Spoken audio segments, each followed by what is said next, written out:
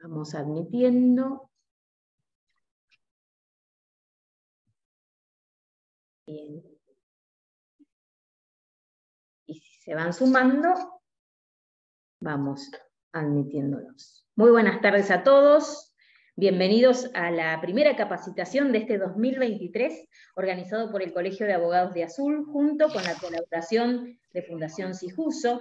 Hoy nos convoca la temática Introducción a las técnicas de argumentación al litigio. En esta oportunidad nos acompaña el doctor Jorge Oscar Rossi, doctor en Ciencias Jurídicas por la Universidad de Morón, abogado por la UBA, académico del Consejo de la Magistratura de la Provincia de Buenos Aires, profesor de Metodología de la Investigación Jurídica y seminario tutorial en el doctorado en Ciencias Jurídicas de la Universidad de Morón, investigador acreditado en la Universidad de Morón y en la Fundación Sijuso, profesor titular de Teoría General de las Obligaciones, Régimen Jurídico de los Consumidores y Usuarios y adjunto regular de Contratos Civiles y Comerciales en la Universidad Abierta Interamericana.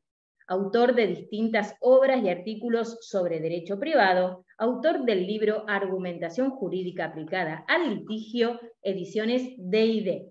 Buenas tardes, Jorge. Hola, Blanca, muchas gracias. Buenas tardes para todos. Gracias por estar en otra tarde calurosa acá en Buenos Aires y por lo que me decía Blanca también en Azul y creo que toda la República Argentina. Bueno, nos vamos a meter con este tema que tiene en nuestro país, digamos así, relativamente poco desarrollo, o mejor dicho, un desarrollo relativamente reciente. Relativamente quiero decir que, sin ir más lejos, y diciendo esto casi parezco del Paleolítico, en la época en que yo estudiaba, yo me recibí en el año 88, este tema directamente no era abordado en los planes de estudio del grado, directamente. Ahora, desde hace algunos años, en el grado, en algunos planes de carrera de algunas universidades, existe la materia argumentación. A pesar de que el derecho, podríamos decir, es una ciencia argumentativa.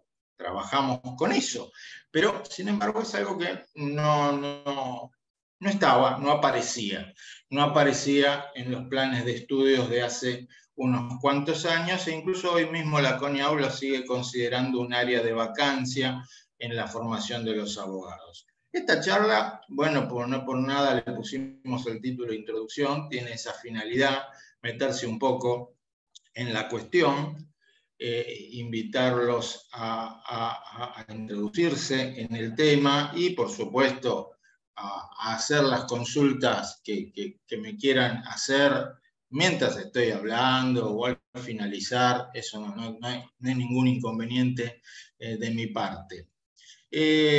Vamos a manejarnos con el omnipresente PowerPoint para darle un poquito de seguimiento a la charla, para que no se disperse mucho.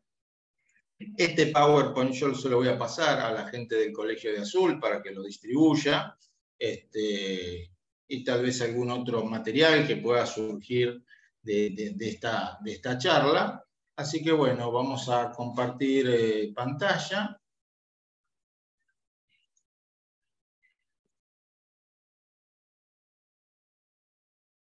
Ustedes me dirán si se ve la pantalla, si se ve la diapositiva. Gracias, ahí me está haciendo Gabriela una señal de que sí. Bueno, fenómeno. Vamos a ir metiéndonos en este tema. Y antes de meternos en las diapositivas, viene bien también un poquito plantear qué no es la argumentación. Porque en ocasiones se confunde este tema con disciplinas que están relacionadas con la argumentación, argumentación, pero que no son propiamente argumentación, como por ejemplo la oratoria. La oratoria obviamente que tiene una fuerte relación con la argumentación, pero la oratoria en todo caso será uno de los medios para poder desarrollar los argumentos. Lo mismo la redacción. Los abogados hablamos y escribimos. Fundamentalmente es lo que hacemos, a veces demasiado. La oratoria y la redacción son dos recursos, dos medios para transmitir, para expresar los argumentos. Entonces, una charla sobre argumentación no es una charla sobre oratoria, aunque tenemos en cuenta cuestiones relacionadas con la oratoria o tenemos en cuenta cuestiones relacionadas con la redacción. Justamente, ¿no? Si uno se pone a pensar qué hacemos los abogados, penalistas, civilistas, laboralistas o lo que fuere, y bueno, si uno quisiera dividir algunas de las cuestiones que hacemos permanentemente, más o menos conscientemente, una es argumentar, otra es interpretar,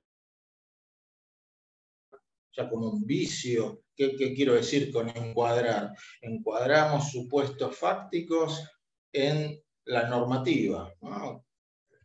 Ya hasta como vicio profesional, muchas veces el abogado anda por la calle, ve uno que se cayó y ya está analizando si hay, por ejemplo, una responsabilidad objetiva. Se entera de lo que pasó hoy en la estación Retiro del subte, donde hubo un tiroteo y murió un agente de policía, y ya está el penalista tratando de encuadrar cuáles o los delitos que se han cometido y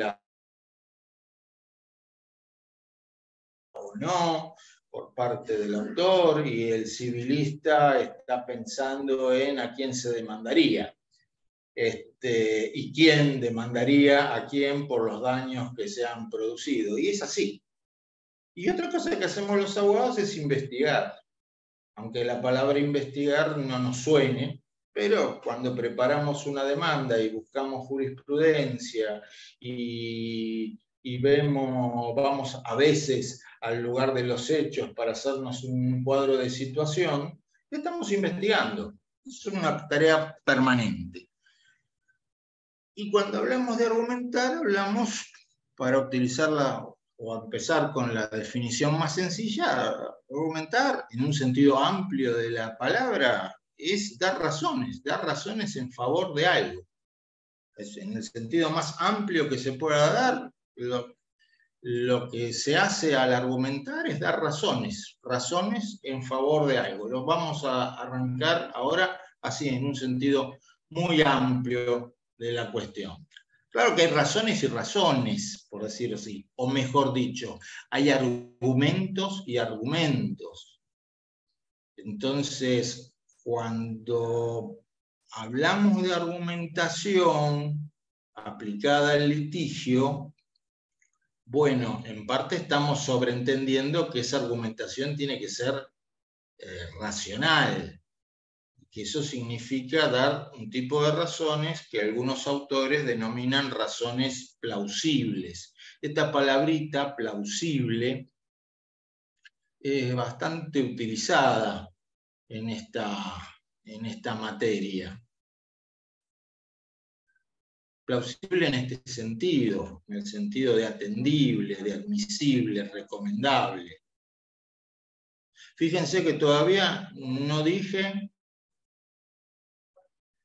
ni me metí en hablar de cuestiones tales como la verdad o la falsedad. Estoy hablando de dar razones y razones plausibles en el sentido de razones atendibles, admisibles, recomendables. Pero, y acá ya nos metemos en una de las cuestiones que me parecen más importantes, fundamentales. ¿para quién? O sea, ¿para quién? Cuando argumentamos, estamos argumentando para lo que algunos llaman un auditorio. Esto es jerga, ¿no? Lo de auditorio, son palabras que usan los teóricos. Ese auditorio puede ser todo el mundo, todos los abogados penalistas, el juez y la contraparte. Si hago una tesis doctoral, el auditorio, ¿quién va a ser? El jurado, los tres que me lo van a leer, supuestamente lo leerán. Entonces, la argumentación, cuando hablamos de argumentación y de argumentación racional, y cuando hablamos de argumentación racional y decimos que la argumentación racional tiene que ser plausible o atendible o recomendable, siempre estamos pensando, siempre tendríamos que pensar en a quién van dirigidos esos argumentos. Ahora se ha visto, lamentablemente, con los casos de Fernando Báez Sosa y de Luciano Dupuy, para mencionar algunos de tantísimos casos que hoy día se han mediatizado, con mucha nitidez este tema de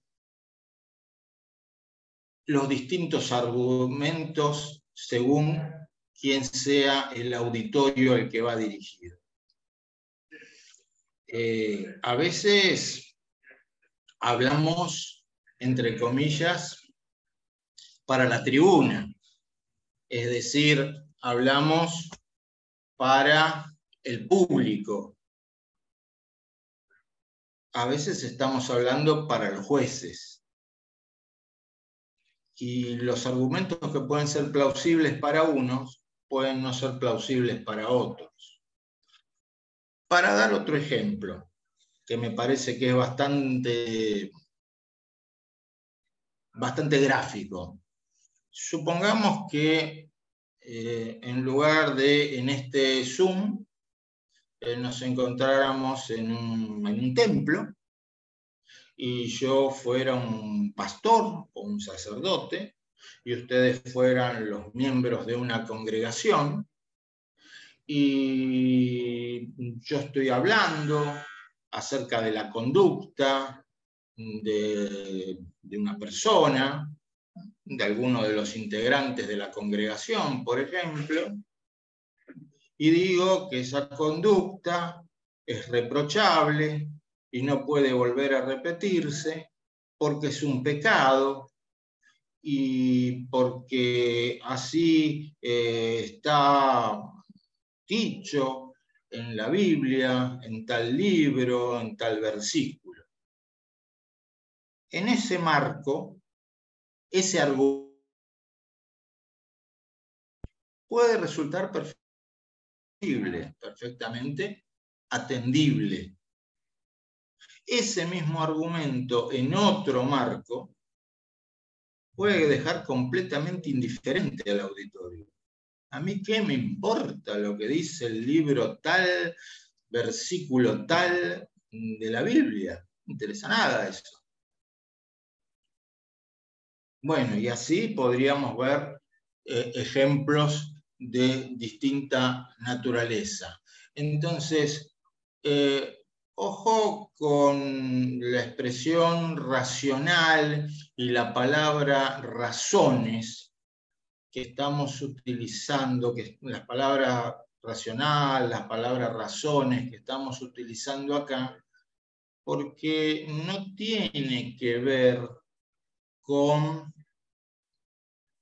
lo que podríamos llamar una lógica rigurosa o confrontar nuestros argumentos con una supuesta verdad absoluta. Estamos hablando de otra cosa, ¿no? Estamos hablando de otra cosa.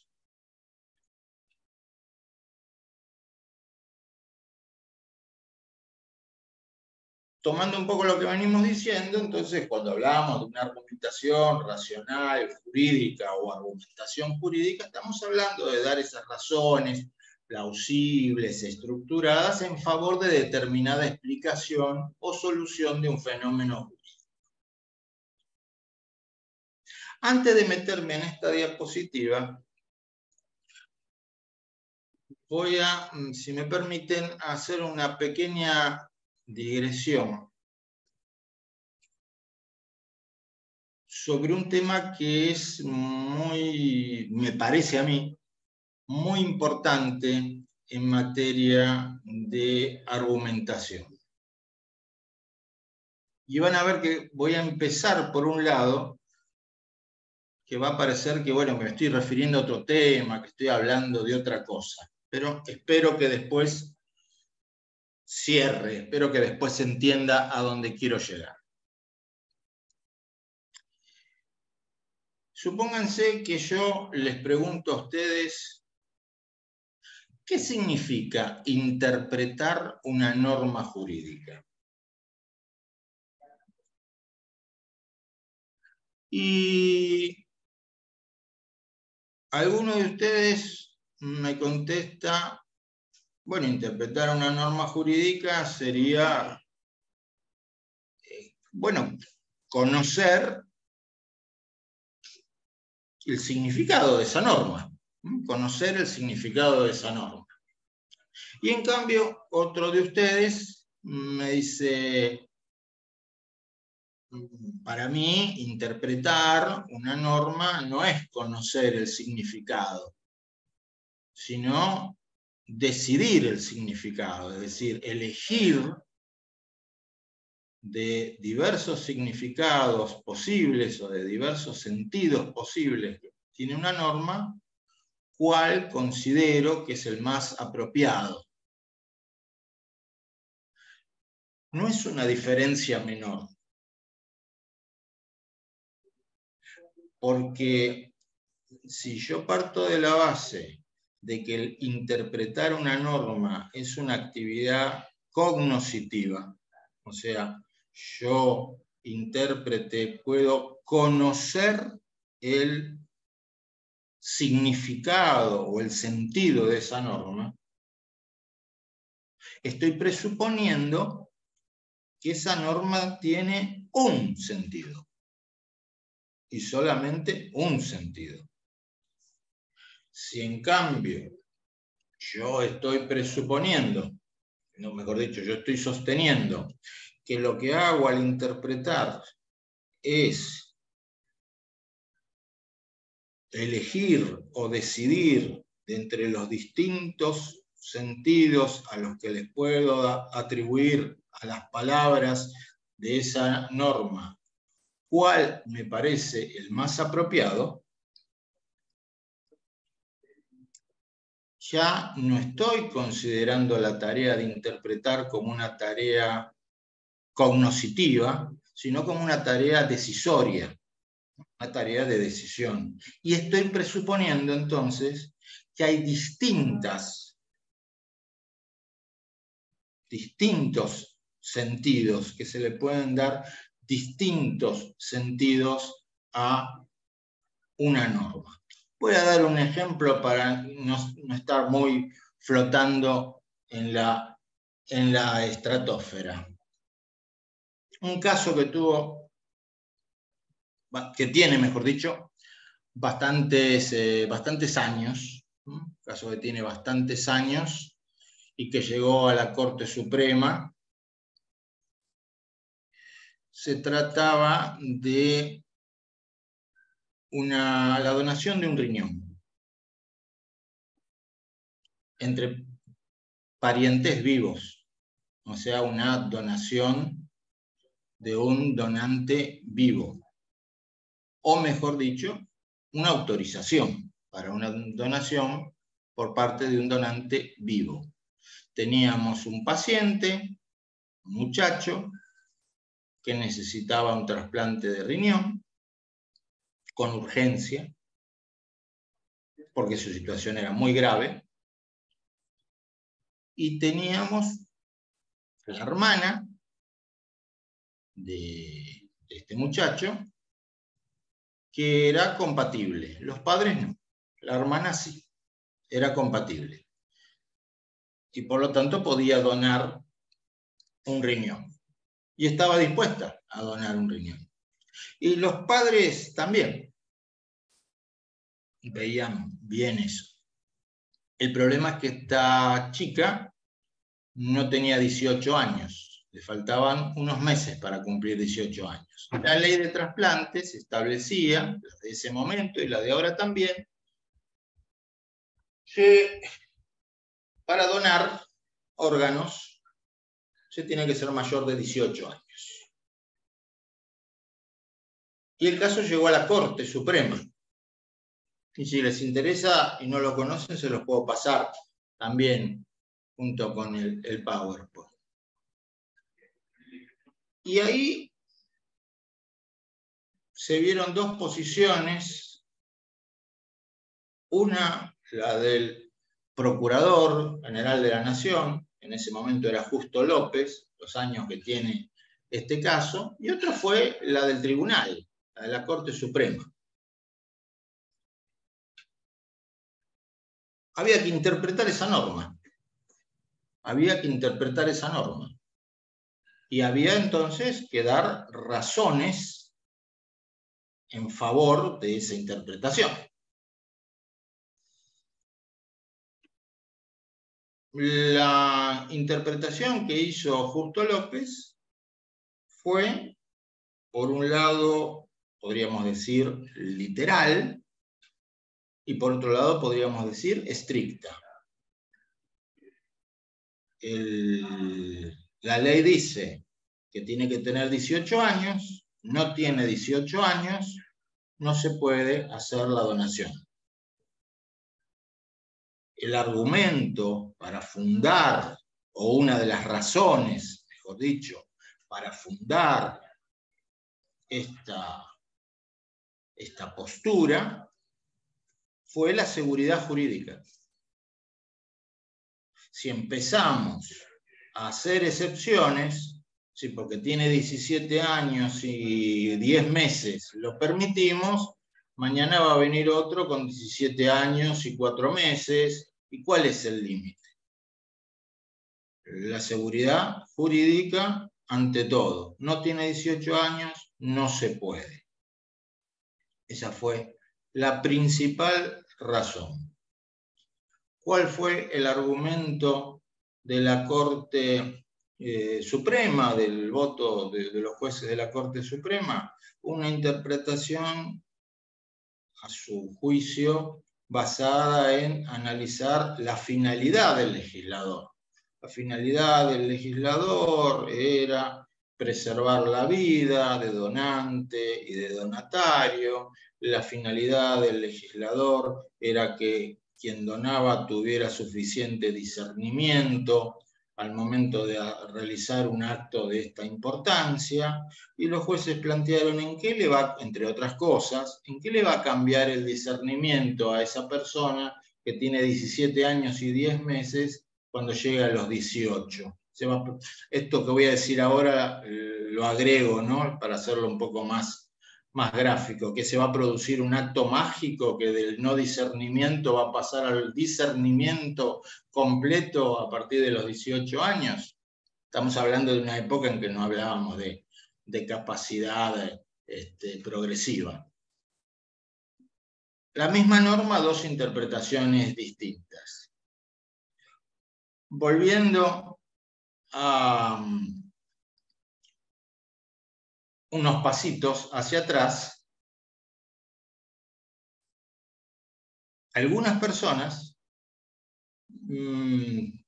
algunos de ustedes inclusive, probablemente, podríamos hacer una encuesta, podrían ponerlo en el chat, por ejemplo, algunos de ustedes pueden decir, bueno, a ver, acá hay una sola interpretación, una sola, que me dirán cuál es.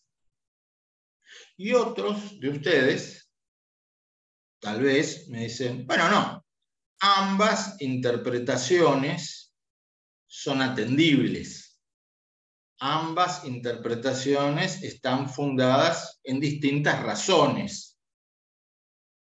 Particularmente me parece más apropiada esta, o particularmente me parece más apropiada esta otra. Sería bueno que incluso, si lo quieren poner en el chat, pero a lo que me voy a centrar en este momento es que nos vamos a encontrar que hay personas, que hay argumentadores, que van a plantear un concepto de que existe una y una única solución a determinados casos. Esto incluso se ve en temas que no solamente relacionados con argumentación, sino con interpretación de normas. Y otros van a decir, no, hay distintas.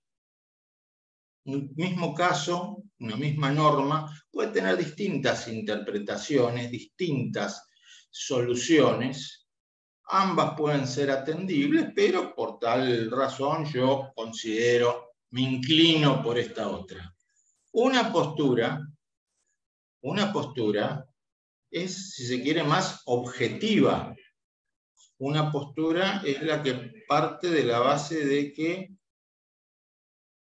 la tarea de interpretar es una tarea cognoscitiva y la tarea de argumentar es una actividad por la cual el que argumenta va a transmitirle a la otra parte la verdad, la única postura correcta.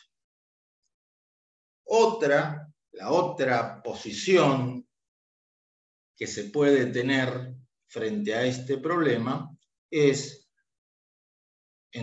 plantear que al interpretar elegimos, como decía hace un rato, el sentido que nos parece más plausible de determinada norma, y al argumentar, bueno, defendemos esa postura sin perjuicio de reconocer que pueden existir otras posturas y que las tenemos que tener en cuenta. Esto es importante tenerlo en cuenta, además para saber, por ejemplo, a veces con quién nos enfrentamos.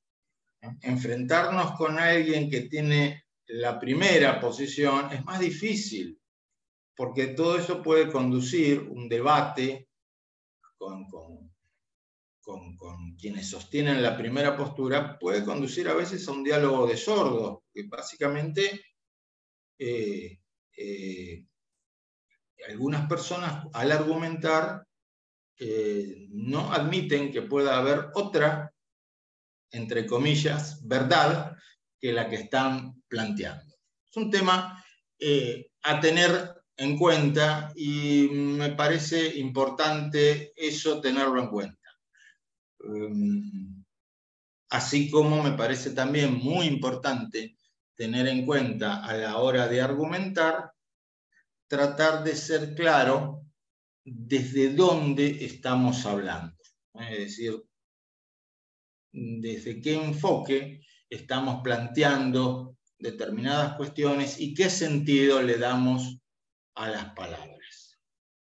Esto que voy a mostrar, que ya lo tengo hace bastante rato en pantalla, es simplemente un ejemplo de estructura argumental que está relacionado con la pantalla anterior, que hablaba de que la argumentación racional es aquella que busca dar razones plausibles, no necesariamente verdaderas, sino atendibles, admisibles, recomendables, y estructuradas.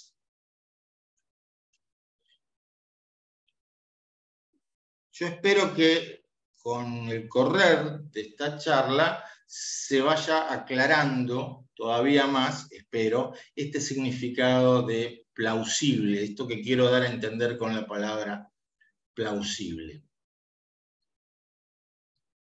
Pero bueno, traté de darlo con el ejemplo de el pastor que invocaba la Biblia, ¿no? Pero si queremos dar otro ejemplo, bueno, supónganse que para no hacer problemas vamos a retroceder unos cuantos años.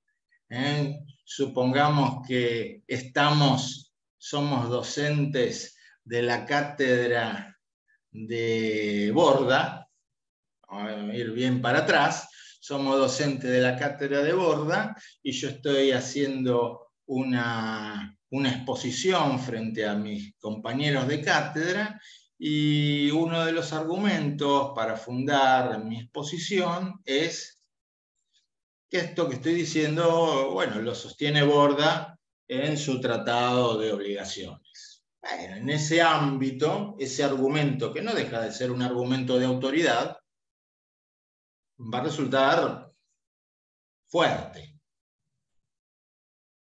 Fuerte porque es difícil que los otros colegas que están dentro de esa cátedra se pongan a rebatirme algo que lo dijo el propio Borda. Ahora, en cambio, si yo digo esto mismo, pero con la única diferencia de que estamos en la cátedra de Llambías, y es posible que me tiren con tomates, inclusive los otros colegas, que se maten de la risa, al contrario, que salgan a atacarme.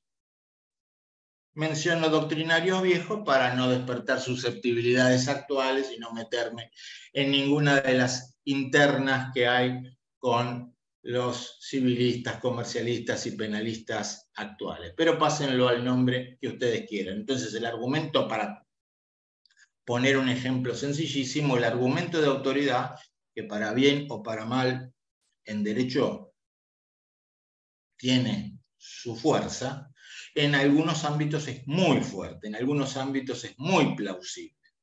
¿Qué tiene que ver esto con la verdad o la falsedad? Nada, absolutamente nada.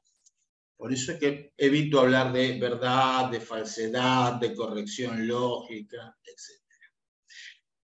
Y en cuanto a estructuras argumentales, este es un ejemplo de estructura argumental que es interesante tener en cuenta, lo desarrolla un canadiense, Stephen Toulmin, que no era abogado, pero que ha hecho muchos estudios en materia de argumentación y sobre todo aplicó muchos tips, por decirlo así, de la argumentación jurídica, las aplicó para la argumentación en general. Esta estructura, que yo le hice algunos cambios de nombres, es la que sigue la regla, una regla que sería pretensión, razón, regla y norma. ¿Cómo funciona? Bueno, supongamos que yo acá lo estoy viendo a Daniel Jiménez, ¿no? En la pantalla lo estoy viendo a Daniel Jiménez porque cuando se comparte pantalla se ve un poquito, algunos. Bueno, pongamos que vamos a tomar el caso que está acá, que es un caso muy sencillito, una pavada. Supongamos que somos dos abogados, yo voy por la parte actora, él va por la parte demandada, y yo le planteo a Daniel que, bueno, mi cliente tiene derecho a recibir una indemnización de 3 millones de pesos. Vamos a decir cualquier cosa, total. Pero le planteo eso. No, mi cliente quiere 3 millones de pesos. Supongamos que milagrosamente Daniel me dice, bueno, bárbaro, ya le digo a mi cliente, le hace el cheque. Esto, bueno, obviamente es un milagro, pero ¿para qué lo planteo? ¿Hubo argumentación en este caso? Y técnicamente no hubo argumentación. Técnicamente en un caso milagroso como este, no hubo necesidad de argumentar. Yo planteé mi pretensión, lo que quería, podría ser la pretensión procesal, si hablamos en términos de una demanda. El otro me dijo que sí. Ya está. No hizo falta dar ninguna razón. No hizo falta dar ninguna razón. Bueno, entonces la primera parte es la pretensión. Obviamente no tenemos que armar un argumento quedándonos solo en la pretensión, porque ahí ni siquiera tenemos argumento en realidad. Tenemos que partir de la base de que nos van a decir que no, o que nos van a decir, ¿y por qué le vamos a dar 3 millones de pesos? Entonces ahí tenemos que empezar a dar las primeras razones. Acá estábamos hablando de un accidente de tránsito, yo puse un caso muy sencillo, acá teníamos un accidente de tránsito y yo puedo plantearle, bueno, miren, en este accidente, en la mecánica de cómo fue la circulación de los vehículos, el cliente mío venía circulando por la derecha en el cruce ese. Entonces, por eso tiene que darle 3 millones. Estoy simplificando, obviamente, ¿no? Si Daniel dijera, ah, bueno, tiene razón, terminaría la cuestión. Pero lo más probable es que me plantee qué tiene que ver. Entonces tengo que dar una razón de esa razón, que Toulmin lo llama garantía, yo lo adapté a la palabra regla. La regla en esto sería que el que circula por la derecha tiene prioridad de paso. Y si aún así Daniel me preguntara, ¿y de dónde sale eso? Yo tendría que dar una razón de la razón de la razón, que Toulmin lo llama respaldo y yo lo adapté como respaldo normativo. En este caso es el artículo 41 de la ley 24.449, que es la Ley Nacional de Tránsito. A veces el respaldo normativo, muchísimas veces, la mayoría de las veces, el respaldo normativo no va a salir de un solo artículo, sino que voy a tener que mencionar a veces varias normas, la interpretación jurisprudencial de esa norma, etcétera, etcétera. Acá simplemente lo pusimos de la manera más esquemática posible. Parece una pavada, pero en muchos casos, cuando uno analiza la argumentación en materia jurídica, se encuentra con que hay una pretensión, que queremos 3 millones de pesos, y se salta a veces a esta última parte. Por los artículos tal, tal, tal. Pero me falta esto. ¿Sí? Si se diera que los hechos del caso entraran en toda esta cuestión, podrías tener razón. No sé si me siguen a lo que a lo que estoy diciendo. Por supuesto, antes que me lo pregunten, si yo planteo, por ejemplo, que el actor venía circulando por la derecha en el cruce, por mencionar algo, o que el actor venía a tal velocidad, o que el actor venía por tal calle, o que el actor, como consecuencia del accidente, sufrió tales y cuales lesiones, que acá no lo mencioné para hacerlo muy esquemático este ejemplo. Si no me lo acepta Daniel, eso, que es un tema fáctico, voy a tener que dar justificaciones. Justificaciones que están más allá de la estructura argumental. Por eso se la llama justificaciones externas. Por ejemplo, una pericial mecánica, por ejemplo, un video, por ejemplo, testigos. Si no, son palabras. Yo puedo dibujar lo que sea con las palabras, pero esas razones dejarían de ser plausibles, vuelvo con la palabrita plausibles, si no acompaño el adecuado respaldo probatorio, que es otro tipo de respaldo.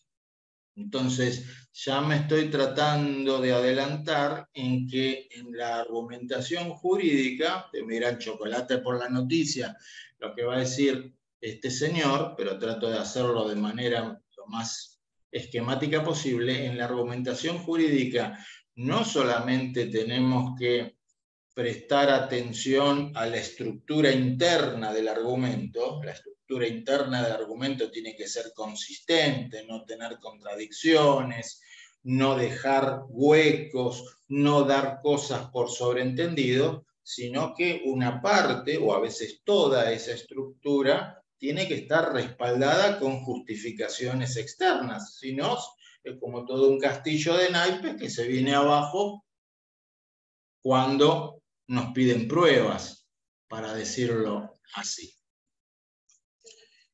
Es bastante común, lamentablemente, que los abogados en nuestras argumentaciones empleemos ciertas expresiones que, si me permiten, son más propias de el público en general, como esto es injusto, esto está mal, esto es inmoral. De vuelta, hay que pensar en el auditorio. En la mayoría de los casos, los abogados, cuando litigamos, nos dirigimos a un auditorio técnico. No nos dirigimos a, por ejemplo, a un jurado lego. A veces sí, en algunos juicios. Pero en la mayoría de los casos nos dirigimos a un auditorio técnico, que también, en muchos casos, le va a prestar atención a una parte de nuestra argumentación, no a toda. Entonces, expresiones como esto es injusto, esto es inmoral, esto está mal, que pueden ser plausibles, que pueden ser significativas para un auditorio lego, le pueden resbalar al auditorio nuestro. Es la nada misma. Por eso, una buena técnica es ver, bueno, está bien, sí, es injusto, es inmoral, pero además tengo que ver cómo subsumir, cómo meter esa situación en un supuesto de antijuridicidad, cómo plantear que esa conducta injusta e inmoral es antijurídica, es contraria al deber de no dañar a otro, artículo 1710, o contraria a tal norma. Es fundamentalmente un consejo para abogados nobles. Tal vez a alguno de ustedes esto ya les resulte hasta sobreabundante que estoy diciendo, pero evitar sobreactuar el injusto, mal, inmoral. Tratar siempre de encuadrar ese injusto, inmoral, lo que sea, dentro de la antijuridicidad, sobre todo en temas en temas civiles donde el concepto de antijuridicidad es un concepto muy amplio. Un concepto muy amplio y que nos permite dar una apoyatura jurídica más allá de la noción de injusto o de inmoral que puede tener determinada conducta. Y otro tema interesante es que, en mi opinión, no le tenemos que tener miedo los abogados a la lógica. Lo que pasa es que el tema de la lógica no nos ha sido transmitido a los abogados muchas veces de una manera atractiva, ¿no? Uno piensa en la lógica, silogismos, fórmulas, y dice, pero con esto no convenzo a nadie. Cuando hablamos de lógica acá, hablamos de, nuevamente, un pensamiento estructurado. La argumentación jurídica tiene que servir para poder construir un pensamiento estructurado, para poder lograr inferencias que sean en algunos casos necesarias, en otros casos probables, porque lo que buscamos, bueno, ahí está, lo que buscamos está muy relacionado, y por eso me metí con ese tema de la interpretación. Lo que buscamos está muy relacionado con este tema de la interpretación porque algunos, insisto, van a decir, la argumentación conduce a la verdad. Y otro va a decir, la argumentación conduce a, en todo caso, lograr un consenso o, en otros casos, lograr persuadir o convencer al adversario. No sé si es la verdad o no es la verdad. Lo que yo busco es persuadir o convencer o lograr un consenso en determinada cuestión. Insisto con esto. Otros van a plantear, no, la argumentación busca que a través del debate surja la verdad. Se darán cuenta que estoy mucho más cerca de la segunda, digamos de la primera postura, que de esta que habla de lograr una única verdad o una verdad absoluta o una solución única del caso.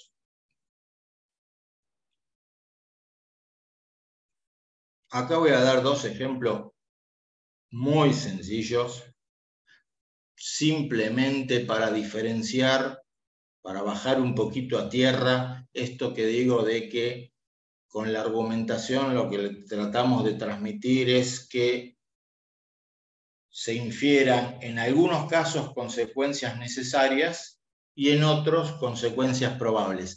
En la argumentación jurídica, me adelanto a decir, la mayoría de las veces, no siempre, ¿no? La mayoría de las veces las argumentaciones van más para el lado de dar probabilidades que para el lado de consecuencias necesarias. Pero acá doy un par de ejemplos muy sonsos, muy sencillos, para que se entienda qué quiero decir. Este es un silogismo de lógica formal.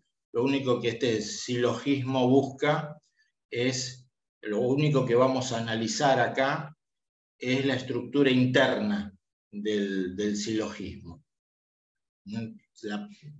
Todo silogismo tiene una premisa mayor, una premisa menor y, bueno, la conclusión, digamos. Hay una argumentación jurídica en base a silogismos, por eso es que la menciono. Es más, algunos autores les van a decir, en materia de derecho, la premisa mayor suele ser una premisa normativa, hay una norma en la premisa mayor, el que mata será penado con 8 a 25 años de prisión. La premisa menor, en el silogismo jurídico me refiero, sería una premisa fáctica. Jorge Rossi mató a alguien, ese es el hecho, y la conclusión es: Jorge Rossi tendrá una pena de 8 a 25 años. Bueno, este es otro, que pongo en pantalla es un silogismo común y corriente, no es un silogismo jurídico. Nos dice en la premisa mayor, todos los hombres tienen ojos azules. Por supuesto que acá lo que vamos a analizar solamente es la validez interna, más bien que todos los hombres no tienen los ojos azules. Pero no nos importa en este caso, solamente nos interesa saber si internamente es correcta.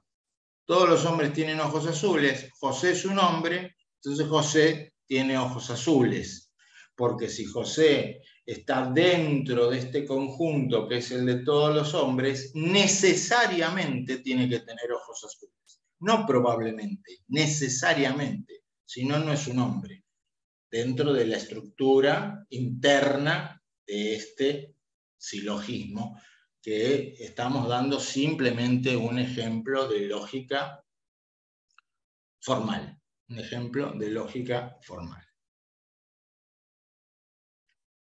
En cambio, acá, esto es un caso real. Es un caso real donde, por supuesto, en la sentencia no lo pusieron así, pero esto pasó en un McDonald's en Castelar. Un McDonald's en Castelar, una señora me pidió una ensalada César, le llevaron, se agarró la ensalada César, le dieron los cubiertos, que son cubiertos de plástico, se puso a comer y de pronto se dio cuenta que se había tragado un diente del tenedor, porque estaba el tenedor, le faltaba un diente. Se fue a la casa, se sintió mal, conclusión, perforación estomacal. Bueno, terminó demandando a McDonald's. Una de las cosas que se plantearon era la relación de causalidad, porque esto que yo estoy contando así alegremente no es tan sencillo. McDonald's planteó que desconocía, que la perforación podía haber sido por otras razones, que la persona se había retirado sin hacer ningún reclamo, bla, bla, bla. Entonces, de la pericial médica y de las muestras, porque como se le hizo un lavaje estomacal a esta mujer, se extrajo el diente ese, el perito concluyó que probablemente la causa de la perforación estomacal había sido este diente del tenedor. Bueno, si lo expresara en una forma de silogismo probabilístico, sería: la víctima se tragó un diente de un tenedor de plástico, la víctima sufrió una perforación estomacal, entonces probablemente la víctima sufrió una perforación estomacal a causa del diente del tenedor que se tragó. Acá no estamos diciendo que necesariamente ocurrió eso, que indefectiblemente ocurrió eso, sino que probablemente ocurrió eso. Probablemente, que no es lo mismo que posiblemente. Probablemente significa que tiene una probabilidad de ocurrencia significativa, que si alguien se traga un diente de un tenedor, le pase eso. Y esa probabilidad, ¿cuál es la justificación de esa probabilidad? El dictamen pericial. Bueno, en muchísimos casos, los argumentos que podemos dar acerca de cómo sucedieron los hechos van a ser de este carácter probabilístico. no de este carácter. En muchísimos casos, valga la redundancia, los casos se resuelven en base a probabilidades, que si tenemos tiempo lo vamos a ver un poco más dentro de un rato. No de seguridades absolutas, sino de probabilidades. Pero tenemos que trabajar nuestras razones en base a esas probabilidades. Ahora, si bien es muy importante la lógica, otra herramienta fundamental y que en su momento fue muy desprestigiada y todavía hoy tiene cierto desprestigio o expresión o significado peyorativo, es esto que los abogados hacemos, aunque no nos lo enseñen formalmente en la facultad, y que viene de hace muchos años, es la retórica, los recursos retóricos, que son los que utilizamos.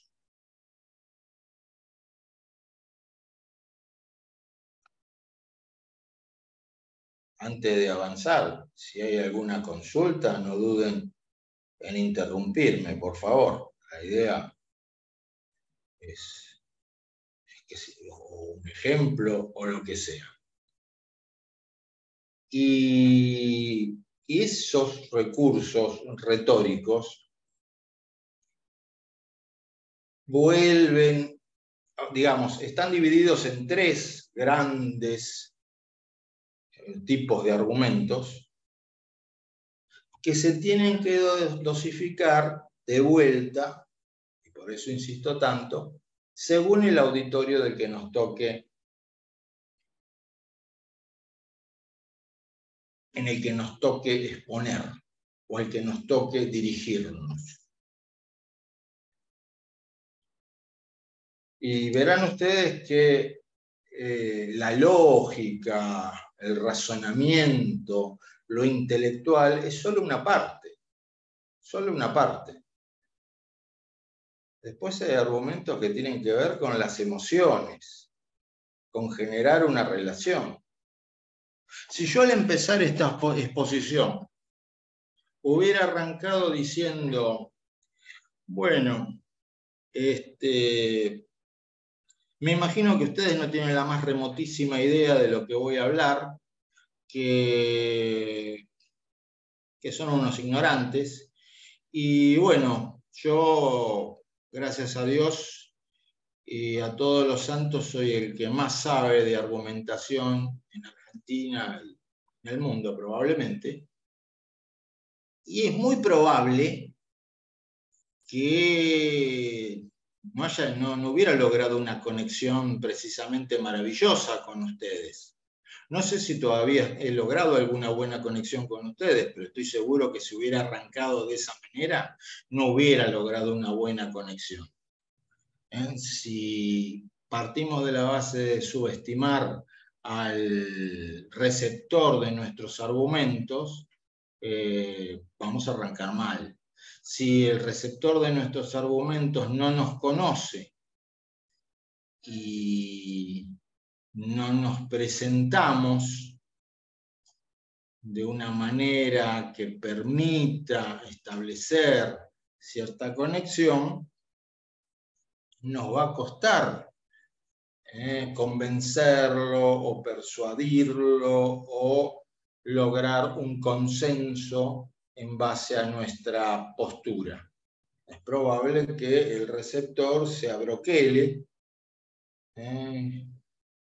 como que se ponga a la defensiva y no esté muy dispuesto ni siquiera a escucharnos. Por eso que los recursos retóricos son importantes, son trascendentales y muchos abogados los utilizan de manera instintiva o intuitiva, sin haber tenido una previa formación, porque lamentablemente es algo que no se enseña en muchas universidades. Entre las muchísimas cosas que no se enseña en muchísimas universidades.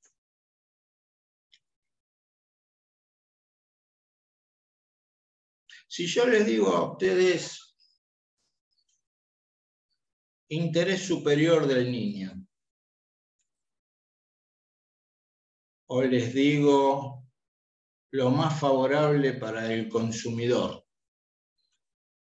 o les digo en la duda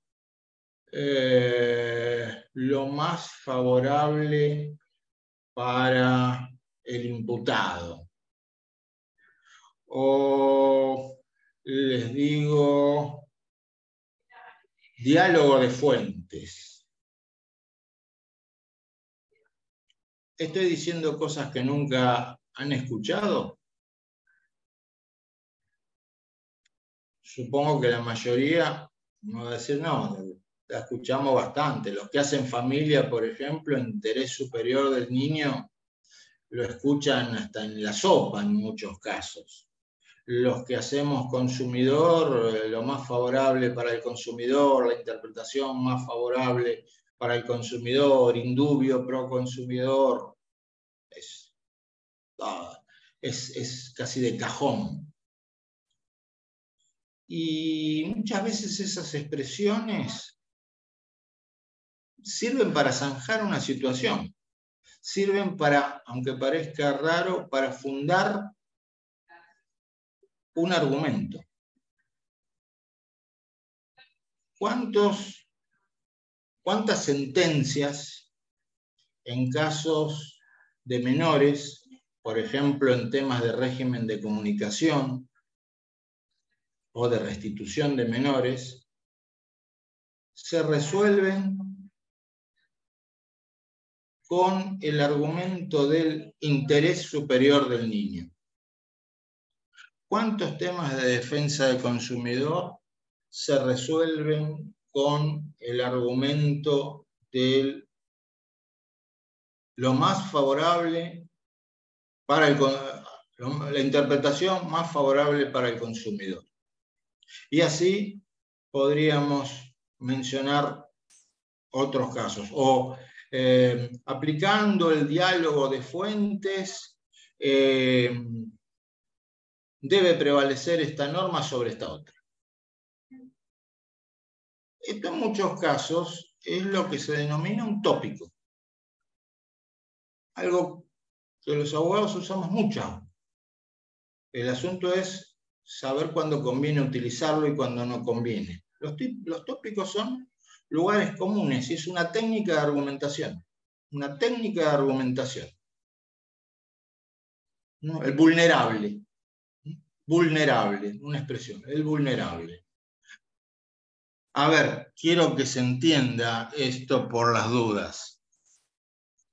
Justamente.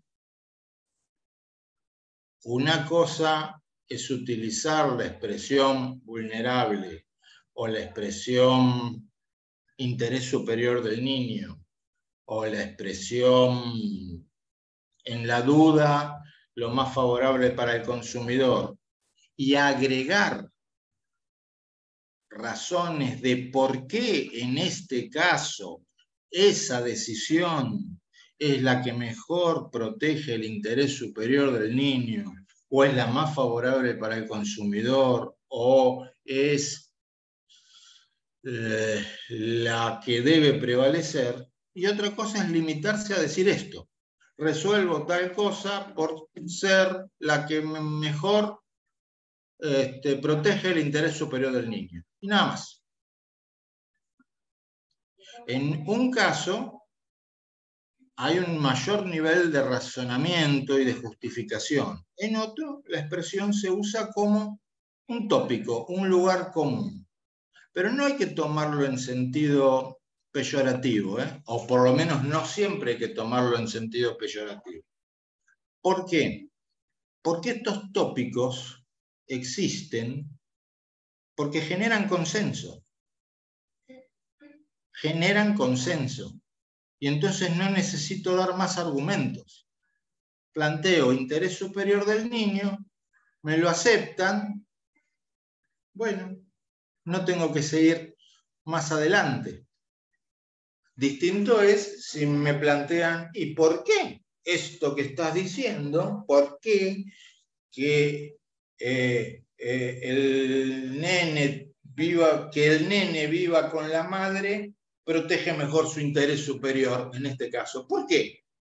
Hoy ya no me puedo quedar con el tópico, con la tópica, es decir, interés superior del niño. Hoy tendría que agregar mayores razones, otros argumentos, porque eso del interés superior del niño solo no resultó por sí solo plausible. Pero a veces sí, a veces con eso solo me alcanza y no voy a tener que seguir avanzando más. En muchas sentencias se observa esto. Y hay también muchas demandas que están construidas en base a tópicos. Si me toca contestar una demanda, tengo que detectar esos tópicos para contraargumentar. Acá lo puse, son comodines argumentativos.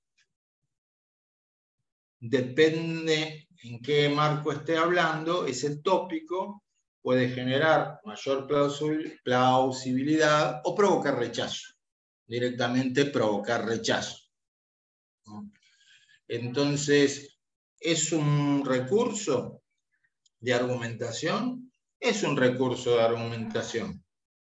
¿Conviene usarlo, pero siempre en su justa dosis y teniendo en cuenta, primero, que no es infalible y segundo, que funciona mejor en algunos auditorios y peor en otros auditorios.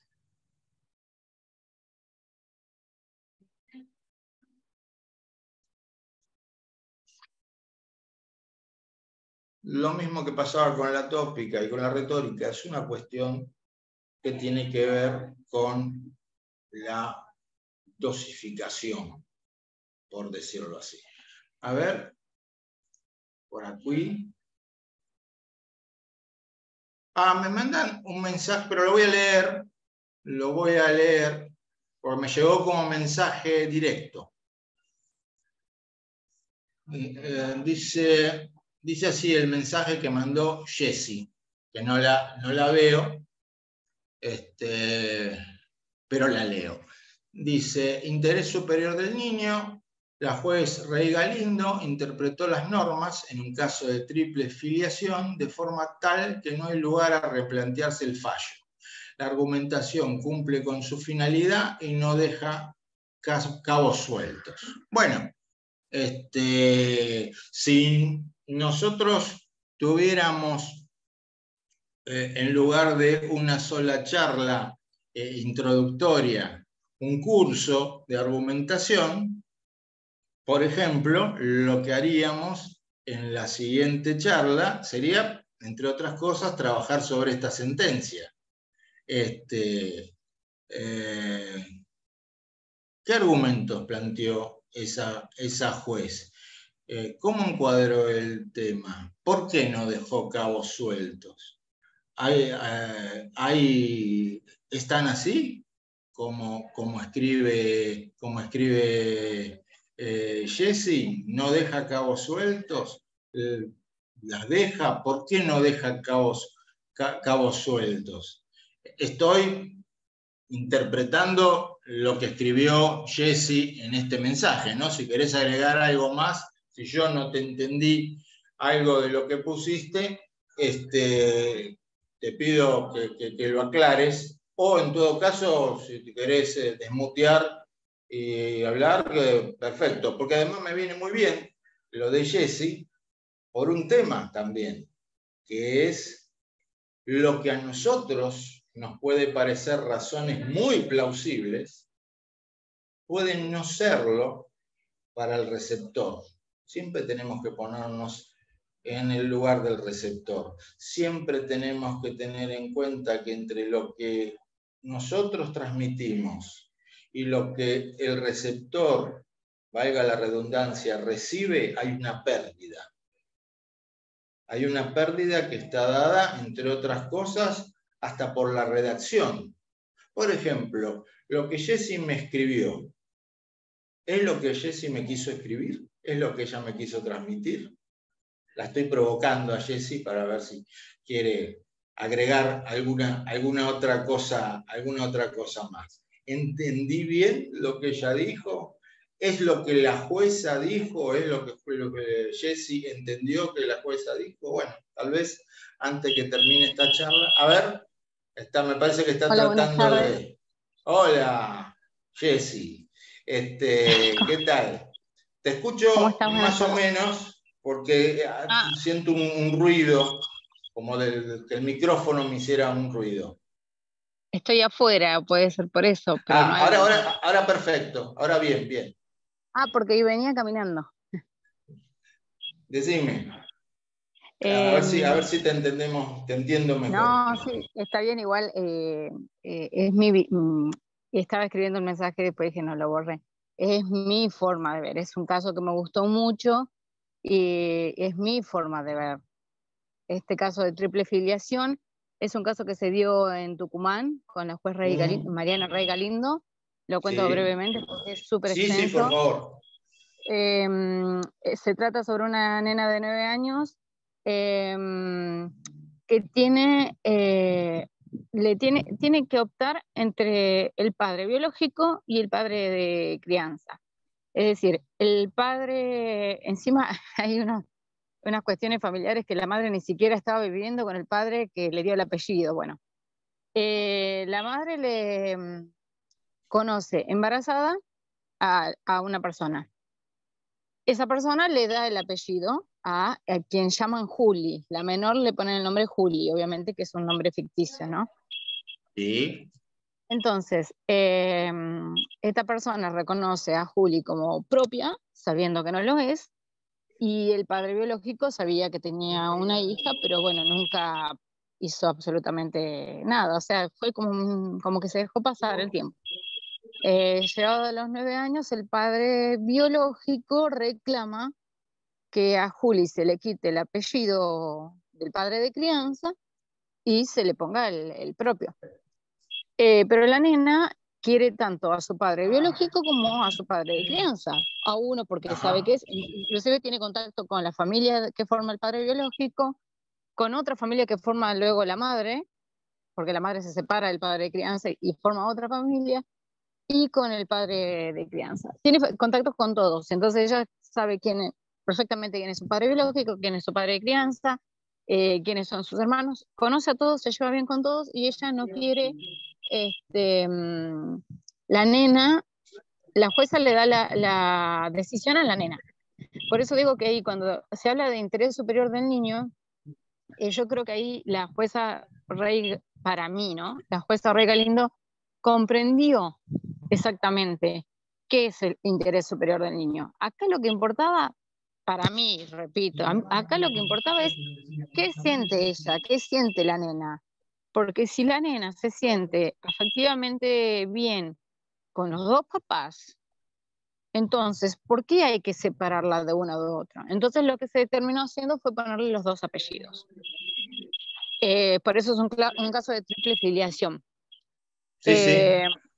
Estuvo, bueno, obviamente que el padre biológico se trataba siempre de ganar el caso, la madre no se pronunció y bueno, lo que quedó es sentarse literalmente, porque estuve leyendo bastante el caso y cómo fue que después en las noticias de Tucumán salió y le preguntaron a la juez cómo hizo toda la investigación, como decían hoy, que hacen investigación ustedes los abogados. Hacen investigación, sí, obviamente, es un proceso largo. Y bueno, la jueza Rey Galindo literalmente se sentó en la casa de la chica, de la nena, a hablar con ella y preguntarle qué quería, qué era lo que ella quería. Y la nena comentó cómo era su vida diaria, quiénes eran sus hermanos, quién era su papá y su papito, porque así los mencionaba, y le dijo qué era lo que quería. Entonces, argumentando de forma, pero se explaya de una forma, pero es muy, muy, muy largo el fallo, no muy, muy largo, pero es bastante interesante para leerlo, que ahora no lo tengo a mano. Ahí estoy mandándole a todos Estoy mandando el fallo del cual está hablando Jessy con una Parental. descripción. Está en el sitio, en un sitio que se llama Palabras del Derecho. A Hay mí me gustó. Perdón, no te escuchaba. No, digo que a mí me gustó. Hay casos mucho más fáciles de familia que es, resuelvo este punto, no sé, no hay vuelta de hoja. Bueno, Esto es complejo porque a una nena de 9 años hay algunos que por ahí pueden cuestionar de que no tiene la capacidad de discernir qué es lo que quiere. Y depende también de muchas cosas, de la madurez, de la crianza. Bueno, hay un montón de cosas que no voy a hablar porque ya ustedes las saben y el que es, sobre todo el que está en familia, lo tiene claro. Pero a mí este caso me marcó muchísimo. Me encanta mencionarlo porque, como si no hubiera temas para hablar, pero a mí me encanta mencionar esto porque a pesar de que la nena tiene 9 años y que muchos se creen que un chico de 9 años no tiene capacidad para decidir, yo creo que la juez le dio el lugar que, la finalidad que tiene que tener, el interés superior del niño. Acá lo que sí se vio es qué quería la nena. Y le deja como una carta, inclusive le nombra, le menciona unas partes del Principito, del libro de Antoine de Saint-Exupéry, donde, bueno, les menciona que ella, o sea, Julie, la menor, es la única que puede el día de mañana, si decide quitarse el apellido de uno o de otro, o sea, si decide hacer algún cambio de filiación, ella es la única que puede, eh, tiene lugar a hacerlo. Entiendo. Se entendió? Se entendió No, perfecto. no lo voy a decir Se con enten- tecnicismo porque no soy abogada No, ni no, estudiante, así no. que Se entendió perfecto y además, bueno, aprovechamos para mandarlo para los que puedan estar interesados después de esta charla, de mirar y de ver. Bueno, muchas gracias. No, bueno, coincido. eso ya es otra cosa. No, no. Bueno, pero ese es el ejercicio, digamos, o el ejercicio a los que yo puedo invitar a los que les interese esta temática, ¿no? La lectura de la sentencia y hacer el ejercicio mental de, bueno, coincido con lo que planteó Jessy, me parece que no dejó cabos sueltos, lo podría argumentar de otra manera, ¿qué otros argumentos se podrían dar en contra de esta decisión? Hay muchos casos, y ahora voy a dar un par de ejemplos, donde se genera una sensación, una tensión, no es una sensación, una tensión entre lo que podríamos llamar la justicia del caso concreto y la seguridad jurídica o la justicia en el caso general. De vuelta, para bajarlo un poco a tierra, voy a plantear dos casos que probablemente conozcan ustedes. Estos, a diferencia del que di hace un rato, ya tienen unos pocos años, fueron resueltos con la actual corte, digamos, y muestran mucho esta tensión de sí, bien digo, esta tensión entre lo que algunos llaman la justicia del caso concreto y la justicia en el caso general, que también se puede dar en este caso que comentó Jessy, ¿no? Esto que voy a comentar ahora son ejemplos de lo que se conoce como acreedores involuntarios. Es probable que ustedes conozcan estos casos. Los dos casos fueron a parar a la Corte Suprema. Son dos casos de mala praxis que tienen las siguientes cuestiones en común. Mala praxis médica, ¿no? Que tienen las siguientes cuestiones en común. Los expedientes tramitaron durante años, 20 años en un caso. La demandada, o mejor dicho, las codemandadas en cada uno de esos casos, en un caso era la Asociación Filantrópica Francesa, en otro caso era Sanatorios Antártida. En ambos casos estaban en quiebra, en concurso, mejor dicho. Vamos a empezar con el primero, el de Asociación Filantrópica. Es así, una mala praxis respecto de un niño, en ese momento niño. Se hace el juicio de en sede civil, el juicio de mala praxis médica, se condena al médico y al hospital, que era el hospital francés en ese momento, se condena a pagar la indemnización. Al tiempo el hospital francés es concursado y estoy simplificando, entre una cosa y otra van pasando años, ¿no? Y el acreedor, el actor de ese juicio civil, se tiene que presentar a verificar. Y es un quirografario. Y es un acreedor, que se le dice acreedor involuntario, porque no es que hizo un contrato, prestó plata, sino que su crédito surge de un hecho ilícito, de una mala praxis. Por eso se le dice acreedor involuntario, no quería ser acreedor. Entonces nos encontramos con que ya habían pasado 10 años de juicio, este muchacho había quedado, este niño había quedado, creo que tetrapléjico, o con gravísimas incapacidades, no recuerdo exactamente. No había cobrado esa indemnización y tenía que ir al concurso y como un quirografario. Y adelante estaba el fisco, no iba a haber un peso. Entonces, ¿qué se plantea? Se plantea la inconstitucionalidad del régimen de concursos, o mejor dicho, de los artículos de la ley de concursos que establecen el régimen de privilegios, invocándose la Convención de Derechos del Niño. Me acordé por esto del interés superior del niño. Bueno, en las distintas instancias en el fuero comercial se hace lugar, se rechaza y finalmente va a parar a la Corte, que le toca resolver este tema. Y la Corte, en ese momento la composición de la Corte era de 5 jueces, si no me equivoco. Estaban Lorenzetti, Rosenkrantz, Hayton, Maqueda y Rosati. La posición mayoritaria en este caso, la tuvieron Lorenzetti, Rosenkrantz y Hayton.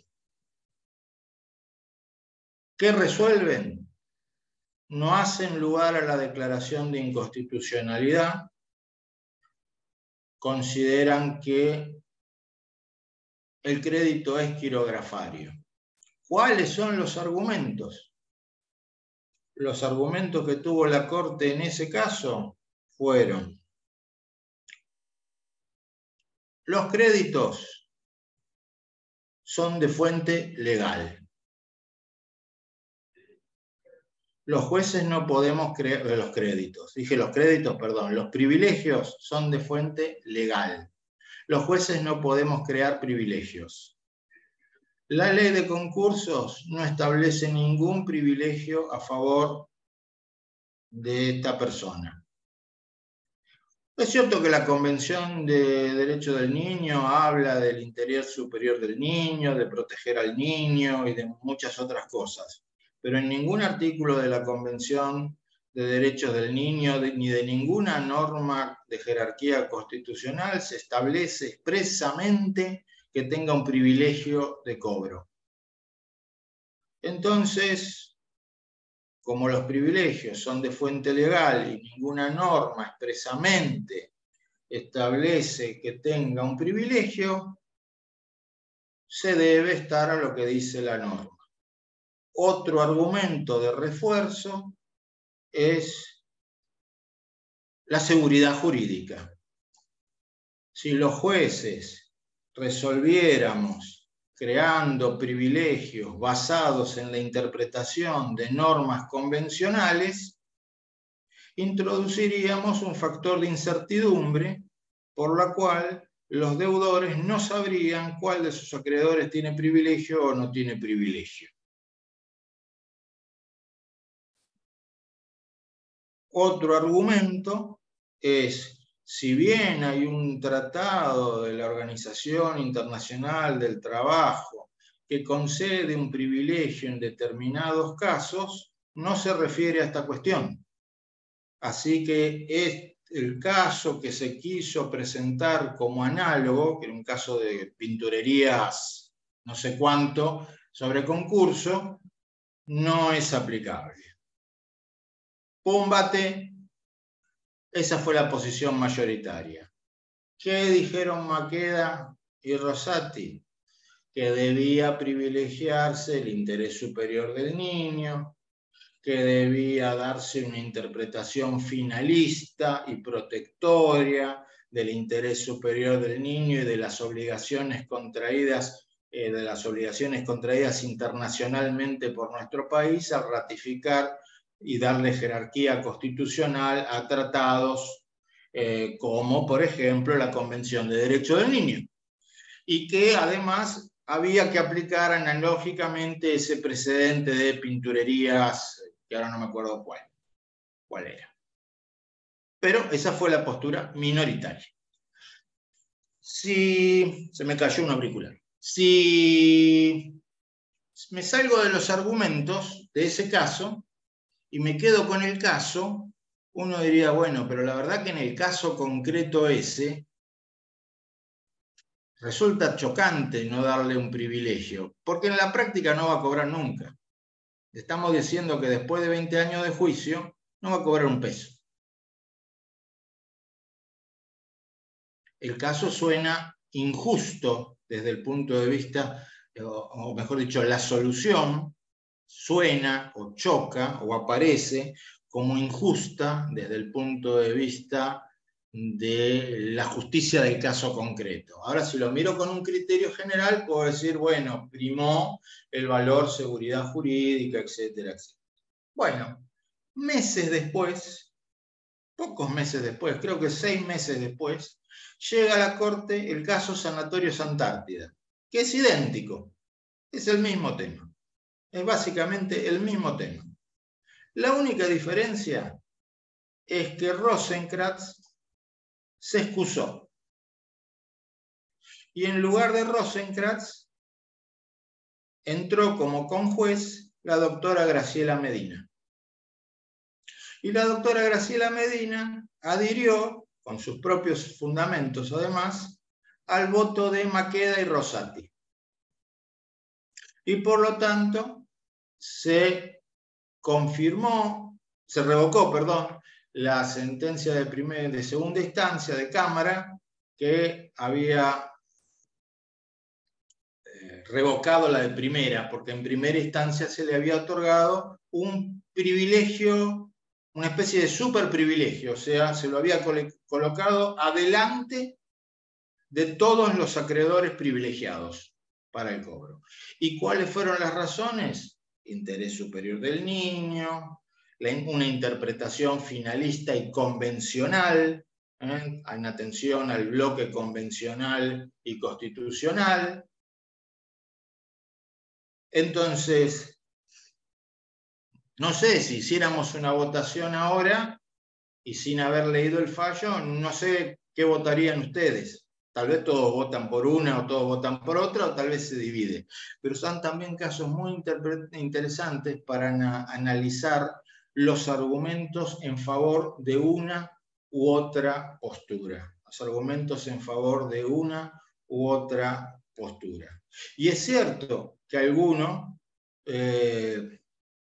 va a decir, tal vez por conveniencia, y otro porque se lo cree, no, esta es indudablemente la única solución. No sé cuál de las dos, una de ellas. Pero lo interesante, me parece, es, porque hay que ver a quién nos toca defender en determinado momento, analizar la plausibilidad que pueda llegar a tener uno u otro. Es muy probable, en un caso que si nosotros planteáramos esto a no abogados, o sea, a gente común, como decimos habitualmente, estén todos a favor de la solución de ese chico pobrecito tiene derecho a cobrar lo antes posible, 20 años ya estuvo, por lo menos, que cobre algo. Ya está. Desde el punto de vista emocional, no hay mucho que hacer. Ahora, contrapesándolo con seguridad jurídica y con otros temas, bueno, ante otro tipo de auditorio, los argumentos pueden llegar a dividirse. Por ejemplo, ustedes sabrán que, y esto simplemente lo dejo ahora como ejemplo nada más, porque me interesaría ver alguna otra cuestión, ustedes sabrán que a fin del año pasado se modificó el tema de los montos del daño punitivo. El daño punitivo tenía una escala de montos, el daño punitivo que está en la Ley de Defensa del Consumidor, tenía, hasta diciembre del año pasado, una escala de montos que era la misma escala que para las multas en materia de defensa del consumidor. O sea, el artículo 52 bis se remite al 47. ¿Y cuál era el monto máximo? 5 millones de pesos. 5 millones de pesos.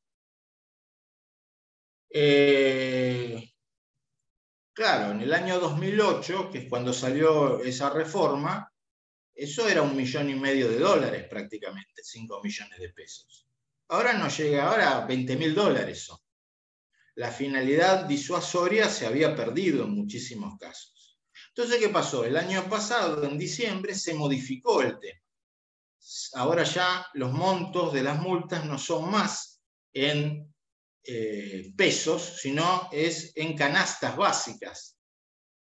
Y hoy día una multa, hoy por hoy, el máximo de la multa puede ser hasta de 300 millones de pesos. Y mes a mes cambia porque evoluciona según la canasta básica.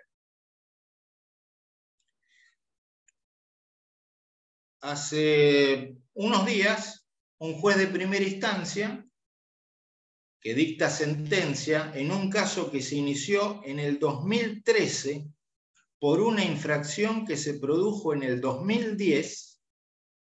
El caso se inició en el 2013, la infracción a la Ley de Defensa del Consumidor fue en el 2010 y ahora, 1 de febrero de este año, el juez resuelve en primera instancia. Y aplicó 30 millones de pesos de daño punitivo. Y él planteó que los nuevos montos se podían aplicar aún a los casos producidos antes de la vigencia. Y dio una serie de argumentos, de los cuales no me voy a meter para no hacerlo largo. Ya por las caras de algunos de ustedes, si yo voy por los empresarios, se me van a ocurrir bastantes argumentos en contra de esto. Si voy por los consumidores, primero me voy a refregar las manos y después voy a leer la sentencia para replicar esos argumentos, porque son argumentos que me favorecen.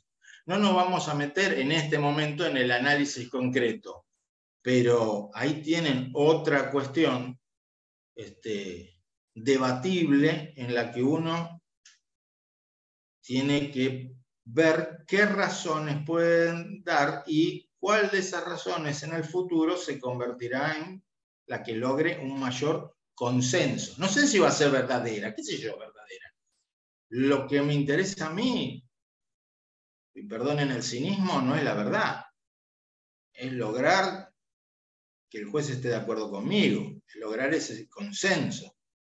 Y cuando tenemos, por ejemplo, una jurisprudencia dominante, ni hablar con una jurisprudencia unánime, ahí tenemos consenso, ahí tenemos ese consenso del que estaba hablando.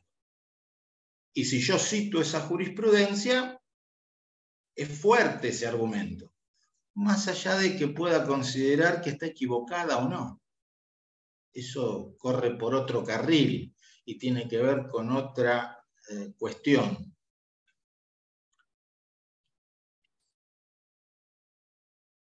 Bueno, vuelvo a compartir, un segundito.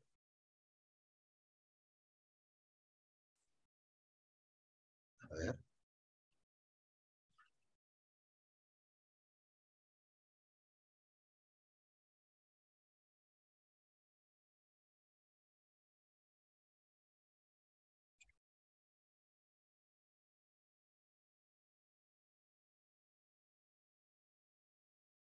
Bueno, quería meterme en estos últimos minutos en un par de cuestiones, siguiendo con esta idea de introducirnos en el tema. De paso, les comento, para aquellos que pudieran estar interesados, la Fundación Sijuso, vamos a dar un curso ya más extenso de 6 horas y de 2 reuniones, donde nos vamos a meter con más detalle en estos temas. Si les interesa, están invitados, va a comenzar en el mes de marzo. Bueno, no me voy a meter mucho en estos esquemas deductivos, los famosos silogismos, sino meternos también en otros esquemas que en el derecho usamos muchísimo, que algunos los llaman esquemas de argumentación no deductivos o probabilísticos o presuntivos. Fíjense este ejemplo de una misma cuestión.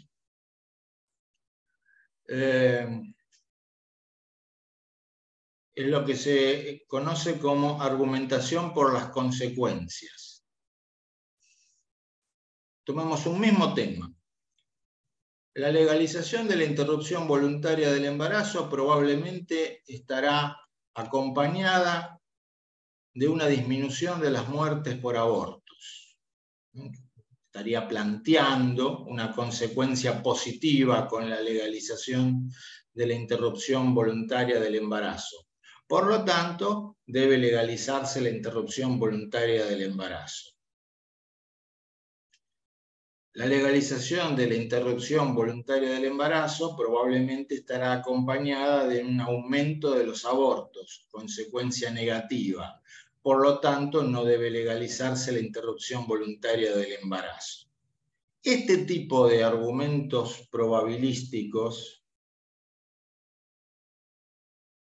tiene, en primer lugar, una posible objeción evidente, y es: si cualquiera de estos dos argumentos no es acompañado de una justificación externa, o sea, algún estudio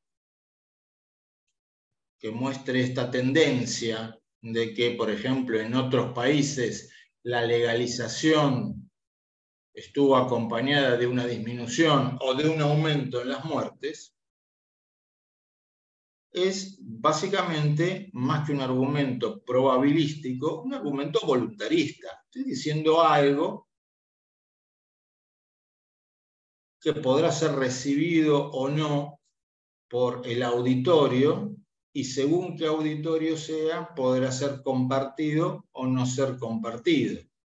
En algunos lugares, si estoy usando este argumento, el primer argumento, y estoy en una convención de pañuelos verdes, me van a decir que sí. Y si estoy en una convención de pañuelo celeste, me van a decir que no, salvo que acompañe esto con una justificación externa. Si no, es puro fuego de artificio, es decir, con algún estudio que justifique este probablemente. Si no, este probablemente está siendo utilizado como un mero recurso retórico que busca persuadir, pero estrictamente es vacío, porque no está fundado en nada. Sin embargo, es muy usado el probablemente sin justificación alguna. Se encuentra en muchas demandas, en contestaciones y en sentencias. Como el famoso, las normas de la experiencia indican tal cosa. ¿Dónde indican eso que usted dice? Es por todo sabido que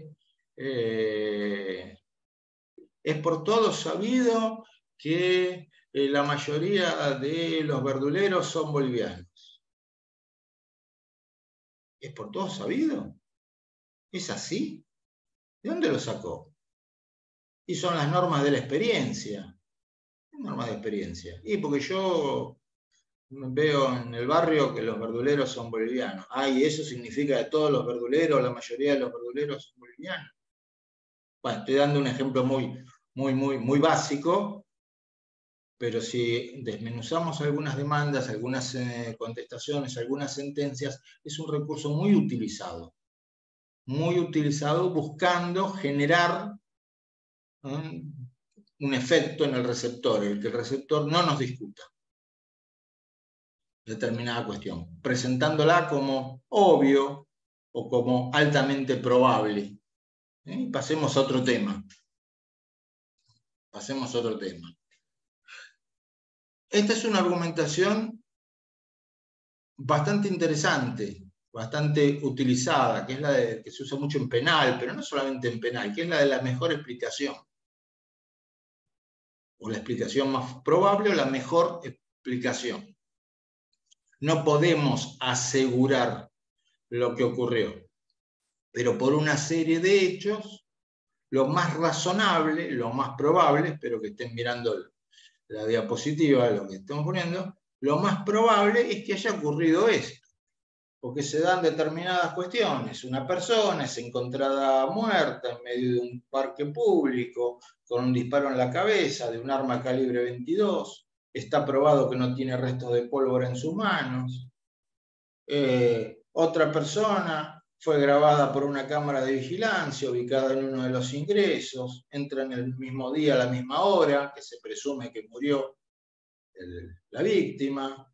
Él tiene pólvora en sus manos, es el marido del amante, tiene registrado a su nombre una pistola de calibre 22, la pistola no fue encontrada, todo eso está probado. Bueno, en ninguna parte se lo vio matando, ni siquiera se encontró la pistola, pero la explicación más probable, la más satisfactoria, es que fulanito mató a menganito con ese arma y por esa razón. Esta otra es parecida, ¿no? Tiene que ver con la reconstrucción de los hechos. Una persona que la encontraron en el patio interior de un edificio, muerta. ¿De dónde se tiró? ¿Se tiró? ¿La tiraron? ¿De qué piso? Se hacen pruebas periciales con un muñeco de la misma altura, peso, y presenta señales similares en cuanto a la caída y la forma de la caída al ser arrojado del piso 10. Entonces se establece que el occiso fue arrojado desde el piso 10. ¿Pasó eso? ¿Realmente ocurrió eso? No lo sabemos.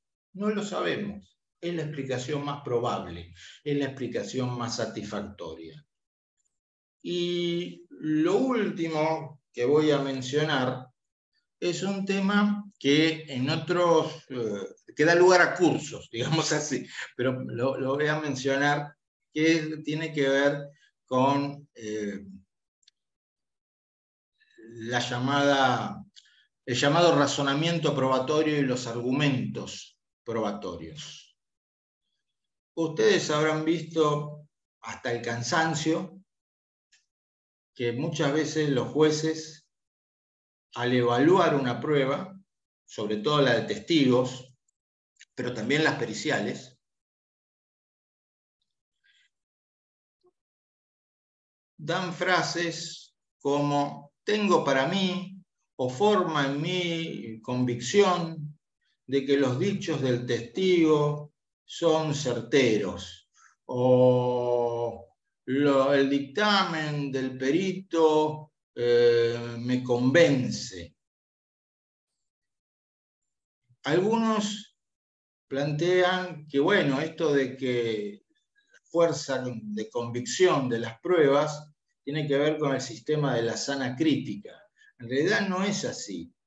No está relacionado, no es lo mismo que el sistema de sana crítica. El sistema de sana crítica le permite al juez apreciar discrecionalmente la prueba coproducida. No hay prueba tasada.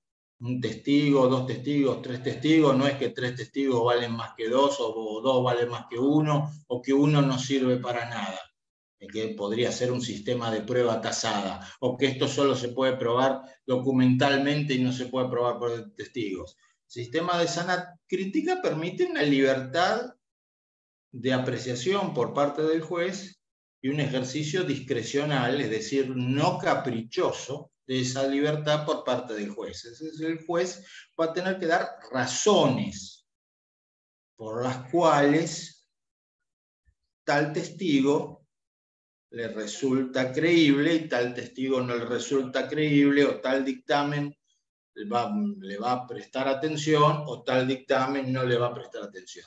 Y limitarse a decir que la pericia o el testigo le generó convicción no es dar una razón, aunque se usa muchísimo. Se usa muchísimo.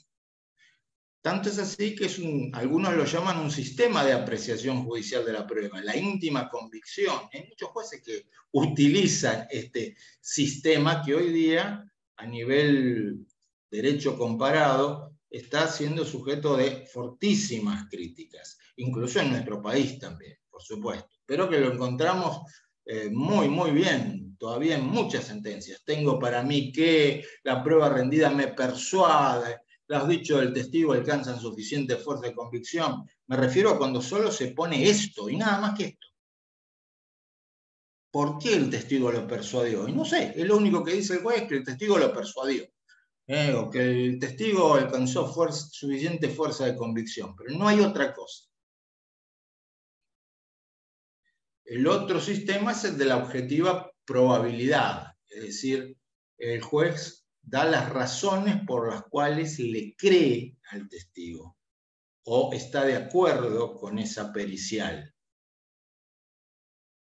Es otra postura, una postura que los abogados cada vez tenemos que insistir más que se aplique, porque es una postura en la cual el juez cumple acabadamente con el deber que tiene de fundar las sentencias, de fundar razonablemente las sentencias. Porque si nosotros nos limitamos, por ejemplo, a apelar y decimos que no nos persuade lo que dijo el testigo, tengan por seguridad que en la apelación nos la dan por la cabeza. Si yo me limito a poner a lo que dijo el testigo, no me convence y no podría convencer a nadie, y lo más probable es que en la Cámara nos digan la simple disconformidad con lo que el juez de primera instancia ha resuelto no es agravio, chao. Nosotros sí tenemos que dar razones. Bueno, los jueces también tienen que dar razones, y la íntima convicción está dejando de ser una razón plausible. Hace años era una razón plausible, no se nos pasaba por la cabeza discutir ese tipo de razonamientos. Entonces, quería cerrar un poquito, por razones de tiempo, con esta idea. Cuando hablamos de razones plausibles, lo que puede haber resultado plausible hace un tiempo puede dejar de serlo en otro momento.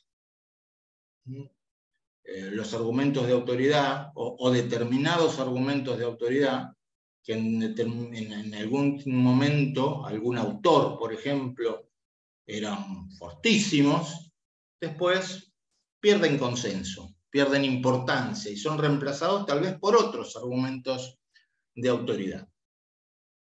Habrán leído ustedes sentencias de primera instancia y de segunda instancia que resuelven a veces por lo que dijo Lorenzetti en tal libro.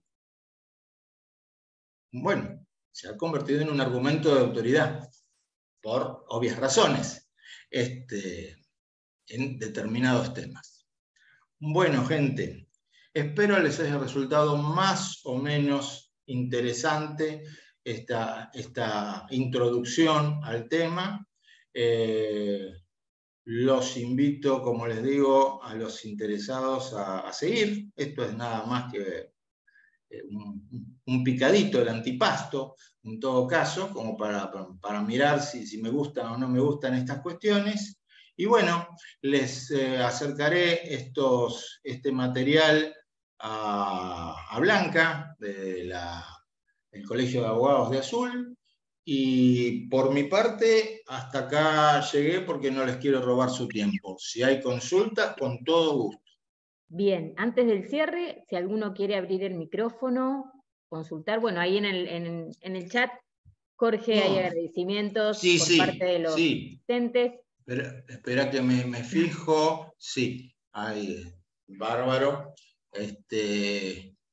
Bueno, les voy a pasar entonces esto, les voy a pasar algunos de los fallos, Blanca, si querés, algunos fallos o algunos links donde yo comento esos fallos, que les pueda resultar de interés. Y bueno, gracias por todo, gracias al Colegio de Azul, gracias a Blanca, que está en todo. Como Dios, Blanca, está en todo, y gracias a ustedes. Bueno, nos estamos viendo, gente. Bueno, mañana estaré enviando certificados, la documentación que me deje el doctor, y nada, agradecerte, Jorge, nuevamente, de parte del Colegio de Abogados de Azul, tu participación, como siempre, e invitar a aquellos que están presentes a la capacitación del día 23 de febrero sobre comisiones médicas. Si a alguno le interesa, están más que invitados. Muchísimas gracias por participar y hasta pronto. Hasta luego a todos. Gracias.